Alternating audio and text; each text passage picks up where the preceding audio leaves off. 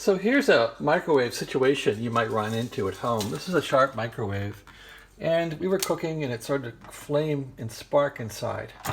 So opened it up and investigated what was in here.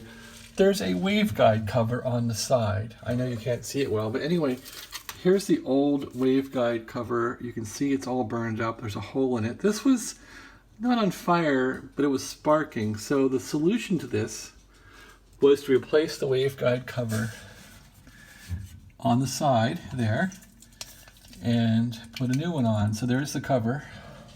And so to replace that, all we had to do was buy some new mica sheets off of eBay. So here's what we bought off of eBay for about 10 bucks. We bought these sheets and they're mica. Got about 5 of them for 10 bucks.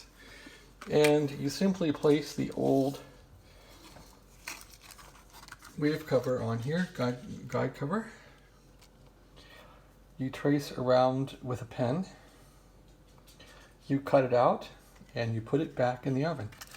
So anyway, that's how to fix your sparking, flaming microwave. You want to put in a new waveguide cover and buy some new mica.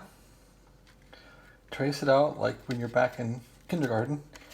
And get a pair of scissors, cut around, cut out a new piece that looks like the old piece, and put it back where it goes in the microwave, and your worries are over. So on this oven now, we're having some pretty good luck.